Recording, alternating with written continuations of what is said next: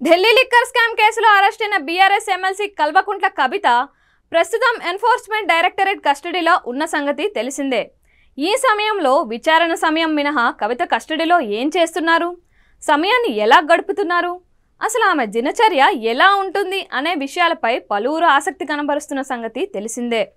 ఈ సమయంలో ఆమె దినచర్య గురించి ఆసక్తికర విషయాలు వెలుగులోకి వస్తున్నాయి. అవును, ఢిల్లీ లిక్కర్ స్కామ్లో అరెస్ట్ అయి ప్రస్తుతం ఈడీ కస్టడీలో ఉన్న తెలంగాణ మాజీ ముఖ్యమంత్రి కేసీఆర్ కుమార్తె కవిత ఆసక్తికర దినచర్య కొనసాగిస్తున్నారని తెలుస్తోంది. ఇందులో భాగంగా ఆమె ప్రతిరోజు ఉదయం ధ్యానం చేస్తున్నారని, మిగిలిన సమయంలో భగవద్గీత పఠనంతో పాటు మరిన్ని బుక్స్ చదువుతూ దినచర్యను కొనసాగిస్తున్నారని తెలుస్తోంది. ఇదే సమయంలో నిన్న ఏకాదశి కావడంతో ఉపవాసం ఉన్నారని, ఈ క్రమంలో కేవలం పండ్లు మాత్రమే తీసుకున్నారని తెలుస్తోంది.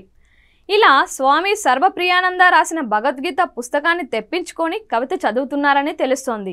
పైగా అందులో తనకు నచ్చిన కీలకమైన అంశాలను తన డైరీలో కూడా నోట్ చేసుకుంటున్నారని అంటున్నారు. అలా భగవద్గీతతో పాటు ఇండియన్ పొలిటికల్ లైఫ్కు సంబంధించిన మరికొన్ని పుస్తకాలను కూడా తెప్పించుకున్నారని టాక్.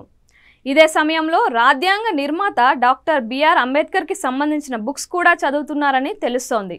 ఇందులో భాగంగా అంబేద్కర్ జీవిత చరిత్ర, ఏఎస్ పన్నీర్ సెల్వన్ రాసిన కరుణానిధి ఏ లైఫ్లతో పాటు శోభనా కే నాయుడు రాసిన Ram Vilas Paswan the weatherman of Indian politics పుస్తకాలను అడిగి తెప్పించుకొని చదువుతున్నారని, వాటిలోని కీలక పాయింట్లను కూడా నోట్ చేసుకుంటున్నారని, ఈ విధంగా విచారణ సమయం మినహా కవిత దినచర్య ఉంటుందని అంటున్నారు.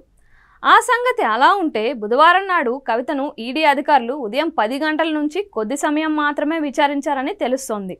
ఇదే క్రమంలో లంచ్ బ్రేక్ తర్వాత కూడా అతి కొద్ది సమయం మాత్రమే విచారించారని అంటున్నారు.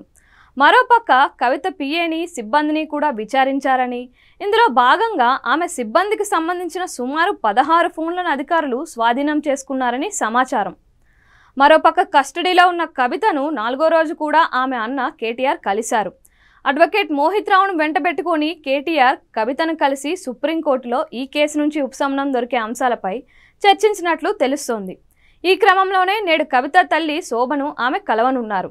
ఈ మేరకు కోర్టు నుంచి అనుమతి వచ్చిందని తెలుస్తోంది. ఇదే సమయంలో కవిత అరెస్టుపై కేసీఆర్ మౌనంగా ఉంటున్న సంగతి తెలిసిందే.